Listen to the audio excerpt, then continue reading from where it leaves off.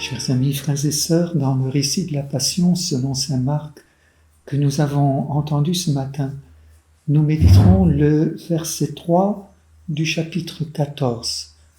Je le relis avec vous. Jésus se trouvait à Béthanie, dans la maison de Simon le lépreux. Pendant qu'il était à table, une femme entra avec un flacon d'albâtre contenant un parfum très pur et de grande valeur. Brisant le flacon, elle lui versa le parfum sur la tête. Pour bien comprendre la scène, et en particulier le thème du parfum que nous aborderons, il faut se souvenir que les banquets étaient les lieux privilégiés pour les parfums. On y sentait d'abord le parfum des fleurs qui étaient souvent éparpillées sur le sol. Mais c'était aussi le lieu où on oignait les corps d'huile. Les parfums que nous connaissons aujourd'hui sont à base d'alcool. À l'époque, c'était l'huile qui servait de fixateur aux substances. Le banquet était donc une expérience sensorielle intense, faite d'odeurs de fleurs, de parfums de toutes sortes, de myrrhe, d'encens, et aussi des goûts les plus extrêmes, le cumin, du vinaigre, l'amertume du silphium. Il n'y avait pas jusqu'au vin qu'on parfumait, et parfois lourdement, avec de la myrrhe, du miel, de la violette, de la cannelle ou du safran. Le geste de l'onction, fait avec une huile précieuse, avec un parfum précieux, est un acte d'haute estime, voire même de vénération. L'huile enfermée dans un vase albâtre était l'huile de nard, obtenue à partir des racines d'une plante qui pousse dans les montagnes de l'Himalaya entre 3500 et 4100 mètres d'altitude. De là, son prix très élevé. Une livre de ce parfum représente un coût de 300 deniers, ce qui équivaut à peu près à une année de salaire. À cette époque, les jeunes filles d'Israël préparaient, par des achats successifs, un vase de parfum de nard pour le jour de leur mariage. Ce parfum était répandu dans la chambre nuptiale pour honorer l'époux. Par son geste, cette femme qui casse son vase albâtre afin d'en répandre le contenu, symboliquement renonce à son propre mariage et reconnaît Jésus comme véritable époux. Son offrande est une offrande d'amour adressée à Jésus et un geste d'adoration. L'indignation de l'entourage, considérant qu'il eût mieux valu vendre cette huile pour faire bénéficier les pauvres de la somme qu'on aurait pu en tirer, suscite une réponse de Jésus qui éclaire le geste de cette femme. Je cite : « Laissez-la. Pourquoi la tourmenter ? Il est beau le geste qu'elle a fait envers moi. Des pauvres, vous en aurez toujours avec vous. Et quand vous le voulez, vous pourrez leur faire du bien. Mais moi, vous ne m'avez pas pour toujours. Ce qu'elle pouvait faire, elle l'a fait. D'avance, elle a parfumé mon corps pour mon ensevelissement. »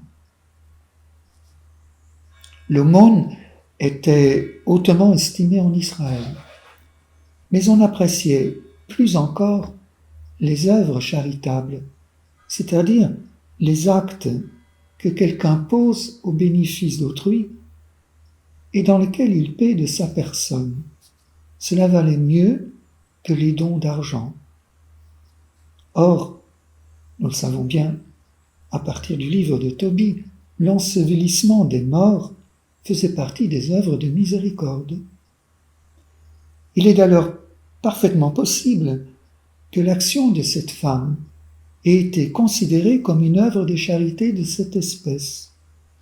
Par cette onction, Jésus reçoit des funérailles honorables et même honorifiques. Nous voyons comment le rite de festin l'onction de parfum est devenue rite funéraire à travers l'interprétation que nous donne Jésus de son action, à savoir une œuvre charitable plus importante que l'aumône qu'on aurait pu faire et dont parlaient les intervenants auparavant. De fait, elle a accompli une action qu'il sera bientôt impossible d'accomplir. Elle a rendu un honneur à Jésus que les femmes de l'entourage de Jésus essaieront en vain d'accomplir au matin de Pâques.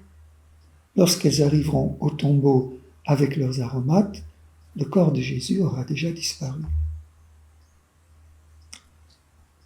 En dehors de l'interprétation d'un geste honorifique, d'un geste d'amour, ce geste de cette femme n'a aucun sens. Il est en pure perte. Tout comme celui que Jésus va bientôt poser. Nul ne me prend ma vie, c'est moi qui la donne. Il donne sa vie et il finit sur une croix dans les pires insultes, sans gloire et apparemment sans fruit. Là aussi, ce geste de Jésus n'a aucun sens si nous ne pouvons pas l'interpréter comme l'expression du plus grand amour. Voilà le parallèle entre ce geste de cette femme, qui n'a aucun sens si ce n'est celui qui lui donne l'amour, et le geste de Jésus. Le parfum s'évapore en pure perte. La vie de Jésus se livre apparemment en pure perte. Elle s'évapore comme un parfum. Mais précisément, il s'agit de sauver l'humanité, de sauver le monde entier en y répandant le bon parfum de l'Évangile. Pour le moment, ce parfum n'embaume que la maison de Simon. Mais précisément, l'évangéliste désigne ce personnage comme Simon le lépreux. Par le fait même, cette maison où se répand le parfum symbolise la maison impure de notre humanité, marquée par la lèpre du péché, à qui Jésus vient rendre la vie par sa mort-résurrection, en qui Jésus va répandre le bon parfum de l'Évangile. L'épisode s'ouvre ainsi sur un avenir porteur de la bonne odeur de l'espérance. Et de fait, le geste de cette femme introduit la dernière section de l'Évangile qui relate donc la passion, la mort et la résurrection de Jésus. On peut dire que son geste, c'est la porte d'entrée du mystère pascal dans lequel Jésus s'apprête à entrer. Il symbolise le don total, gratuit, sans réserve, sans mesure, que Jésus s'apprête à accomplir, lui dont le nom est un parfum qui se répand. Je viens de citer le chapitre 2 du livre des Cantiques au verset 3. Le nom de Jésus, son nom, est un parfum qui se répand. Les prophètes avaient bien annoncé la venue du Christ et avaient décliné les noms qu'il porterait. Toutefois, le parfum de ce nom restait encore scellé dans un vase d'albâtre. Mais quand la parole de Dieu se fait chair, quand elle vient habiter au milieu de nous, plein de grâce et de vérité, ce nom de Jésus nous est pleinement révélé.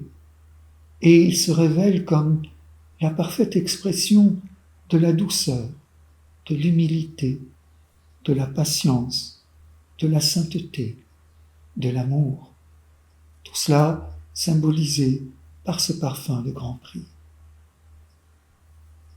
Ne voyons pas dans le geste de cette femme un geste d'onction sacrée, car même pour l'intronisation royale, ou pour la consécration des prêtres du temple, ou pour l'investiture des prophètes, c'était de l'huile, de la simple huile, et pas un parfum qui était utilisé, et non pas un vase albâtre, mais une corne. Non, Jésus n'est pas oint d'une onction terrestre, d'une huile terrestre.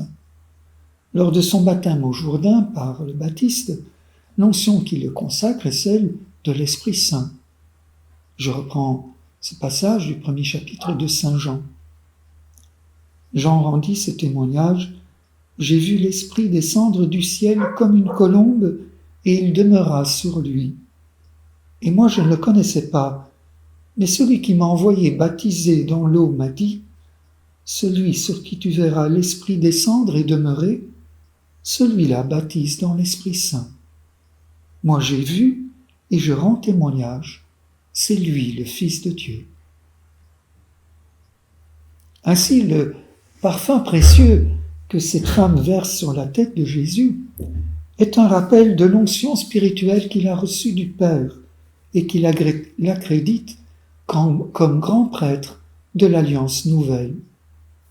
Je cite un extrait, la fin du chapitre 7 et le début du chapitre 8 de la lettre aux Hébreux. Jésus, lui, parce qu'il demeure pour l'éternité, possède un sacerdoce qui ne passera pas. C'est pourquoi il est capable de sauver de manière définitive ceux qui par lui s'avancent vers Dieu, car il est toujours vivant pour intercéder en leur faveur. C'est bien le grand prêtre qu'il nous fallait, saint, innocent, immaculé. Séparé maintenant des pécheurs, il est désormais plus haut que les cieux. Il n'a pas besoin, comme les autres grands prêtres, d'offrir chaque jour des sacrifices, d'abord pour ses péchés personnels, puis pour ceux du peuple. Cela, il l'a fait une fois pour toutes en s'offrant lui-même. Voici l'essentiel de ce que nous voulons dire. C'est bien ce grand prêtre-là que nous avons, lui qui s'est assis à la droite de la majesté divine dans les cieux, après avoir accompli les services du véritable sanctuaire et de la véritable tente, celle qui a été dressée par le Seigneur et non par un homme. Fin de citation de la lettre aux Hébreux. Ainsi Jésus est pour nous à la fois le grand prêtre, l'autel et le sacrifice de réconciliation. Il faut se souvenir que dans la première alliance, le sacrifice agréé par Dieu est qualifié de, je cite, « sacrifice de bonne odeur ». Nous entendons encore écho au thème du parfum qui est le fil rouge de notre méditation. Il s'agit en fait d'une tradition du bassin méditerranéen où le sacrifice est souvent décrit à partir des odeurs qu'il produit. C'est d'ailleurs pourquoi les espèces sacrifiées sont toujours associées à des odeurs très fortes. Eusèbe de Césarée nous a conservé une liste des sacrifices qu'il faut offrir aux dieux d'après la doctrine de l'oracle d'Apollon. J'en cite un bref extrait. Pour les sacrifices en l'honneur des dieux de la terre, tu les feras en 3 manières. Aux dieux infernaux, tu enseveliras la victime dans le sein de la terre, une fosse profonde en boira le sang. Aux nymphes, tu feras couler le miel et les dons sacrés de Bacchus. Aux divinités qui voltigent autour de la terre, que le sang de la victime inonde l'autel où brûle le feu sacré. Que la flamme consume l'oiseau immolé avec de la farine d'orge pétrie de miel. Que l'encens parfume l'autel et la victime. Sème dessus les grains d'orge sacrés. On imagine sans peine la violence des senteurs. L'odeur très forte du sang mêlée à celle de la terre qui boit le sang, odeur sucrée des miels et des vins, et en plus le plus souvent épicé pour les libations, odeur de cuisson de viande et de sang que l'on brûle, l'odeur des gâteaux au miel que l'on cuit, de l'orge que l'on grille, et bien sûr les senteurs capiteuses de l'encens. Le livre de l'Exode va d'ailleurs donner la recette de l'encens sacré brûlant devant le temple, pour vous dire l'importance des odeurs. Nous trouvons ça au chapitre 30 et 34 du livre de l'Exode. Nous y trouvons, comme composition, le storax, c'est la résine tirée du styrax, l'ambre, le galbanum, qui est une gomme tirée d'une plante à odeur balsamique, et puis l'encens pur, c'est-à-dire l'oliban. À ceci doit être ajouté des huiles parfumées qui servent à moindre les autels et les célébrants, sans oublier la fragrance des fleurs qui accompagnent usuellement les sacrifices. Dans un article fort intéressant paru en 2018, dont je m'inspire fortement ici, Régis Burnet explique comment l'odeur est le vecteur privilégié d'une certaine forme de communication entre les hommes et Dieu.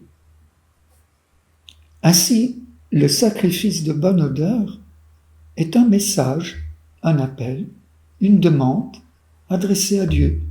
Il ouvre le dialogue avec la divinité.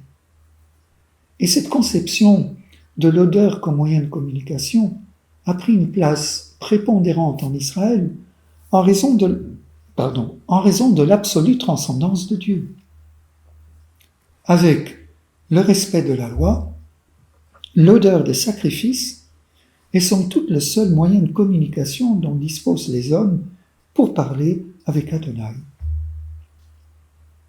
Le culte du premier temple est centré sur une double odeur, l'odeur des victimes brûlées et l'odeur de l'encens. L'ordonnance de ce culte différent, odoriférant, je le dirais, est décrit en Exode 30 et en Lévitique 1, 2 et 16. Alors, nous avons là la référence, le modèle, à tous les cultes ultérieurs. Et il est intéressant de constater que ces principes sont même rétroprojetés sur l'épisode de Caïn et Abel et même sur celui de Noé. On voit la réaction contrastée de Dieu au sacrifice offert. Lisons ces brefs passages. En Genèse 4, à la fin de la saison, Caïn apporta au Seigneur une offrande de fruits de la terre. Abel apporta lui aussi des prémices de ses bêtes et leurs graisses. Le Seigneur tourna son regard vers Abel et son offrande, mais il détourna son regard de Caïn et de son offrande. Nous remarquons que ce n'est pas la qualité des victimes que l'on sacrifie qui permet de communiquer avec Dieu. Ce sont les prémices du troupeau, les prémices des récoltes. Sauf que c'est l'odeur des animaux, alors que les plantes ne dégagent pas d'odeur. C'est en réponse à l'odeur de l'offrande d'Abel que Dieu tourne son regard vers lui. Lisons dans Genèse 8, Noé éleva un autel pour le Seigneur, il prit de tout bétail pur, de tout oiseau pur, et il offrit des holocaustes sur l'autel. Le Seigneur respira le parfum apaisant et se dit en lui-même, je ne maudirai plus jamais le sol à cause de l'homme. Certes, le cœur de l'homme est porté au mal dès sa jeunesse, mais plus jamais je ne frapperai tous les vivants comme je l'ai fait. Ce qui fait changer l'humeur de Dieu, si j'ose parler ainsi, ce n'est pas le sang qui coule, mais c'est l'odeur qui monte. Certes, Adonai est d'une autre nature que les hommes et ne participe pas à leur repas, mais il agrée au moins la nourriture sous sa forme la plus immatérielle possible et, par le même fait, la plus spiritualisée. La fumée, qui visuellement monte au ciel et olfactivement se répand au milieu des assistants, apparaît comme la manière la plus adéquate de figurer l'essence du sacrifice, une pure offrande à Dieu. On peut donc interpréter l'odeur comme la métaphore par excellence du passage du monde matériel au monde spirituel. Nous comprenons dès lors que le sacrifice du Christ, victime parfaite, puisse être comparé par saint Paul comme un parfum d'agréable odeur. Je cite le chapitre 5 de la lettre aux Éphésiens, verset 2. « Vivez dans l'amour, comme le Christ nous a aimés et s'est livré lui-même pour nous, s'offrant en sacrifice à Dieu comme un parfum d'agréable odeur. » Pour l'apôtre, l'agréable odeur du sacrifice de la croix permet à celle-ci de renouer le dialogue interrompu par le péché entre Dieu et les hommes. Il convient ici de citer un autre verset de saint Paul, qui, prolongeant cette image, s'applique maintenant aux chrétiens, qui, curieusement, sont invités à être la bonne odeur, mais du Christ. Nous lisons dans la deuxième lettre aux Corinthiens, au chapitre 2, les versets 14 et 16. « Grâce soit rendue à Dieu, qui par le Christ nous amène en tout temps dans son triomphe, et qui par nous répand en tout lieu le parfum de sa connaissance. De fait, nous sommes pour Dieu la bonne odeur du Christ, pour ceux qui se sauvent et pour ceux qui se perdent. Pour les uns, odeur de mort qui conduit à la mort, pour les autres, odeur de vie qui conduit à la vie. » Arrêtons-nous à ces quelques versets, au moins sur 3 passages, tous qui illustrent notre thème du parfum. Si le Christ est la victime d'agréable odeur, le parfum qui rétablit le dialogue entre Dieu et les hommes, comment Paul peut-il dire que les apôtres sont eux-mêmes la bonne odeur du Christ? Alors, pour bien comprendre ce verset, il faut le situer sur l'horizon du grand mouvement de spiritualisation des sacrifices qui s'initie déjà au cours de la première alliance. Le croyant prend de plus en plus conscience que Dieu n'a guère besoin de nos sacrifices, que c'est plutôt nous qui en avons besoin pour notre perfectionnement. Seul compte l'offrande d'un cœur pur, d'une vie vertueuse, comme l'annonce si bien le psaume 50. Verset 19. Le sacrifice qui plaît à Dieu, c'est un esprit brisé. Tu ne repousses pas, ô mon Dieu, un cœur brisé et broyé. Tel est le sacrifice qui plaît à Dieu, c'est-à-dire de bonne odeur, que le fidèle est supposé offrir à Dieu. L'humble prière qui monte d'un cœur contrit est comme un pur encens qui plaît à Dieu. Psaume 141, verset 2. Que ma prière devant toi s'élève comme un encens et mes mains comme l'offrande du soir. Ces dernières citations identifient non seulement la prière, mais aussi l'offrande du corps, les mains levées, à un sacrifice. Paul ne fait donc que pousser jusqu'au bout cette assimilation. Le corps offert au nom du Christ est comme un encens qui monte vers Dieu. Cette interprétation va courir tout au long de l'ère patristique, dans l'expression « odeur de sainteté », mort en odeur de sainteté, attribuée aux martyrs. Avec le Christ et en lui, les martyrs, en effet, contribuent par leur sacrifice de bonne odeur à rétablir le lien entre Dieu et les hommes. Pour comprendre maintenant pourquoi saint Paul, toujours dans la citation que nous venons de faire, invite les croyants à répandre le parfum de sa connaissance, de la connaissance du Christ. Je reprends pour qu'on les lions en mémoire. Gloire soit rendue à Dieu qui par le Christ nous amène en tout temps dans son triomphe et qui par nous répand en tout lieu le parfum de sa connaissance. Il faut savoir que dans l'Antiquité, respirer la bonne odeur de quelqu'un revient à s'imprégner des vertus de la personne. La vertu est en effet supposée exhaler une odeur, et une odeur active, susceptible de provoquer la transformation morale de celui qui la respire. Le langage et les manières du sage ont donc le pouvoir de transformer le disciple. Je lis au chapitre 24 du Siracide, verset 15, « Comme le cinnamome et la menthe aromatique, j'ai donné mon parfum. » C'est la sagesse qui parle. La sagesse communique comme un ensemble de parfums. Je continue. Comme une myrrhe précieuse, j'ai exhalé mes senteurs. Comme le galbanum, l'ambre et le storax, comme un nuage d'encens dans l'attente de la rencontre. Celui qui vient à la sagesse est saisi par tous ces parfums qui vont l'imprégner jusqu'à le transformer. Nous voyons que l'odeur, la métaphore de l'odeur, devient ici la métaphore de la vie spirituelle elle-même.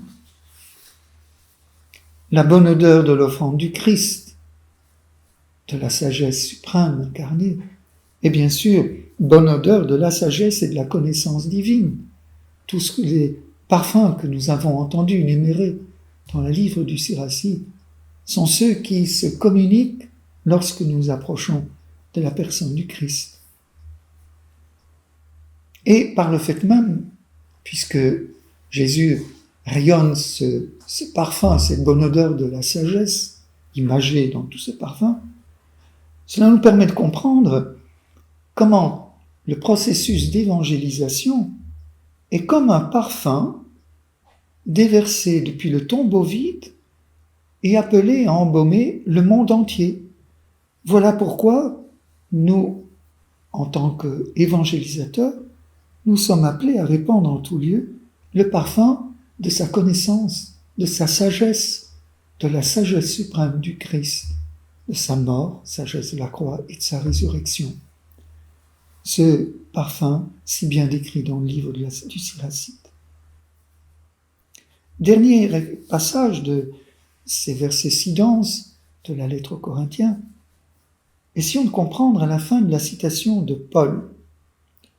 Pour les uns, cette bonne odeur du Christ est odeur de mort qui conduit à la mort, pour les autres, odeur de vie qui conduit à la vie. Ici, il faut se rappeler que la pire des odeurs est celle des corps en putréfaction, qui non seulement contredit le parfum de la sagesse divine, mais en plus représente un réel danger pour les vivants. D'ailleurs, la hâte des femmes à oindre le corps supplicié de Jésus avec des épices ou de la myrrhe et de l'aloès dès les premières lueurs du jour de Pâques s'explique par leur volonté précisément d'empêcher cette odeur de mort si terrifiante de se répandre. De même, le cri de Marthe, en entendant Jésus ordonner d'enlever la pierre du tombeau où gît son frère Lazare. « Seigneur, il sent déjà, c'est le 4e jour qu'il est là », est une mise en garde contre les dangers de l'odeur fétide qu'il ne manquera pas de répandre, puisque le processus de décomposition est censé être commencé. L'ambivalence du monde olfactif permet ainsi à saint Paul de mettre en scène l'ambivalence de la réception du message évangélique. L'odeur est perçue par des nez qui l'interprètent différemment.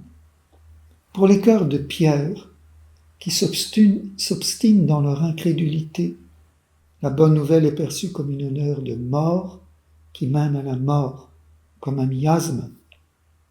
Pour les croyants, l'évangile exhale une odeur de vie qui mène à la vie, métaphore de la résurrection. Telle est notre mission, la mission de tout chrétien. Oint dans l'Esprit Saint, fruit du mystère de la croix, jaillissant du cœur transpercé, de l'agneau immolé. Donc, jaillissement de la bonne odeur du Christ. Oint dans l'esprit la bonne odeur du Christ nous a transformés en un autre Christ, nous a pénétrés de cette onction sainte. Ce n'est pas pour rien que le jour du baptême, l'onction avec le Saint-Crâne est une onction avec une huile parfumée de 7 parfums, 7 parfums précieux, allusion, pas plus qu'allusion, symbolisant les 7 dons de l'Esprit Saint et bien d'autres choses. Mais donc, cette odeur du Christ pénètre le chrétien pour qu'il puisse à son tour la communiquer et qu'il puisse faire de sa vie un sacrifice de bonne odeur, qu'il puisse vivre lui-même l'Évangile dans le don de toute sa vie, fût-ce au prix, effectivement, par le plus grand amour que de donner sa vie, et prolonger ainsi, communiquer ainsi cette odeur de la croix glorieuse du Christ. C'est bien ce à quoi saint Paul exhorte les Romains au chapitre 12, verset 1. « Je vous exhorte donc, frères, par la tendresse de Dieu, à lui présenter votre corps, votre personne tout entière, en sacrifice vivant, saint, capable de plaire à Dieu, en sacrifice de bonne odeur. C'est là pour vous la juste manière de lui rendre un culte. » Ce qui n'est bien sûr possible que dans l'élan, par la collaboration de l'Esprit Saint au cœur de nos vies. Nous ne pouvons faire monter vers Dieu, si nous voulons faire monter vers Dieu une bonne odeur, nous pouvons faire monter vers lui que le parfum du Christ que nous recevons d'abord dans l'Esprit Saint. Toute autre odeur qui vient de nous, de notre nature marquée par les conséquences du péché, risque d'être une odeur fétide de mort. C'est bien la vie dans l'esprit. Cette vie nouvelle reçue d'en haut, c'est la nouvelle naissance qui transforme notre vie et nous rend capables d'offrir la bonne odeur du Christ. Parce que nous sommes unis à lui, voire identifiés à lui, par une foi vivante, par la charité. Demeurez en moi comme je demeure en vous. Car hors de moi, vous ne pouvez rien faire. Sous-entendu de bon, vous ne pouvez pas offrir un sacrifice de bonne odeur. Le parfum que nous offrons à Dieu est le baume de l'Esprit Saint reçu au baptême et enrichi, entretenu, enrichi par notre prière et notre vie sacramentelle. L'onction sainte de l'amour de Dieu descend du ciel jusqu'à nous par la médiation du Fils, nous est communiquée dans l'Esprit Saint par le baptême, afin que, par nous, à travers nous, elle puisse remonter vers le Père dans l'élan de l'Esprit qui se joint à notre esprit pour dire « Abba, Père ». Le parfum de grande valeur que l'Église épouse verse sur la tête de son époux, et donc l'amour dont elle est aimée en premier par l'époux, et qu'elle lui offre en retour dans l'action de grâce de son Magnificat. Qu'as-tu que tu n'aies reçu, dit Paul, nous ne pouvons offrir à Dieu que ce dont il nous a d'abord comblés. Telle est donc l'attitude spontanée du chrétien. Colossiens 3, versets 15 et 17. Vivez dans l'action de grâce. Rendre grâce implique d'abord de recevoir la grâce et de l'offrir en retour à Dieu avec toute notre reconnaissance. Tout ce que vous dites, tout ce que vous faites, que ce soit toujours au nom du Seigneur Jésus, en offrant par lui votre action de grâce à Dieu le Père. Pour revenir à la fin de notre propos, à notre intitulé « Avec Marie, Joseph, offrir le parfum très pur ». N'est-il pas évident que cette citation de la lettre aux Colossiens que je viens de faire a été pleinement vécue à Nazareth? Marie, comblée de la grâce divine, n'a opposé aucun obstacle à l'esprit d'amour divin. Elle s'est laissée traverser par l'amour maternel de Dieu pour son Fils unique et l'a répandu sur l'enfant Jésus comme un parfum très pur. tout comme Saint Joseph a laissé remplir son cœur de l'amour paternel de Dieu pour son Fils et l'a également répandu sur lui comme un parfum très pur. Puisqu'à l'image de Marie et Joseph, nous pouvons nous aussi donner que ce que nous avons d'abord reçu. Le dynamisme essentiel de notre vie, je le répète, devrait être de rendre grâce, rendre à Dieu les grâces qu'il a pris l'initiative de nous donner gratuitement. Telle est l'essence même de la vie filiale. Telle était la vie à Nazareth. Une émulation d'action de grâce à l'école du Fils de Dieu qui, en la personne de Jésus, enseignait à Marie et Joseph, par tout ce qu'il disait, par toute son attitude, tous ses comportements, comment faire de toute leur vie une Eucharistie, c'est-à-dire une action de grâce. Il rendait grâce non seulement pour leur élection particulière en raison de leur place unique dans le mystère de l'incarnation rédemptrice, mais il rendait grâce pour les moindres événements de la vie quotidienne. Car en voyant vivre Jésus, ils avaient compris que s'ils avaient des oreilles pour entendre, c'est parce que Dieu mystérieusement ne cessait de les appeler. Que s'ils avaient des yeux pour voir, c'était pour rencontrer le regard de Dieu qui sans cesse était posé sur eux. S'ils pouvaient prendre la parole, c'est parce que Dieu attendait sans se lasser leur réponse. Ainsi en toutes choses, ils s'émerveillaient de la tendresse de Dieu qui les enveloppait de ses dons. Il lui offrait en retour le parfum de leur amour et de leur action de grâce. Et comme le Père agit de même pour tous ses enfants, que son Fils est venu rassembler dans l'unité, Marie et Joseph reconnaissaient sa présence au cœur de tout être qu'ils voyaient dans la lumière de cet amour divin. Aussi répandaient-ils le parfum de leur charité, non seulement sur la tête du Dieu fait homme confié à leur tendresse, mais aussi sur tous les hommes que le Fils unique récapitulait en lui pour les ramener dans la demeure du Père.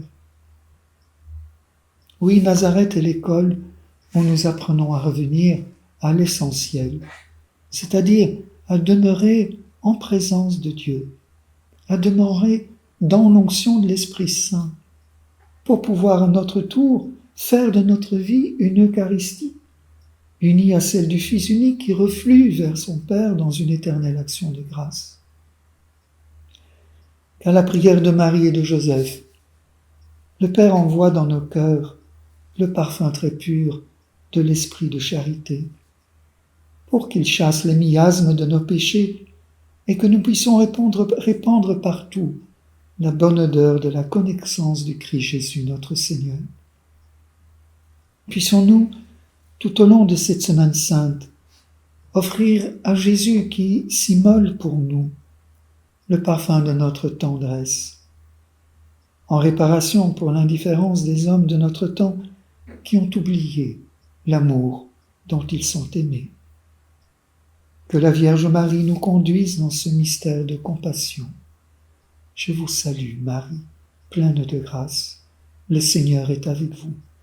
Vous êtes bénie entre toutes les femmes, et Jésus, le fruit de vos entrailles, est béni. Sainte Marie, Mère de Dieu, priez pour nous pauvres pécheurs, maintenant et à l'heure de notre mort. Amen. Bonne semaine sainte à tous. Que nous puissions entrer dans la paix et la joie de la résurrection.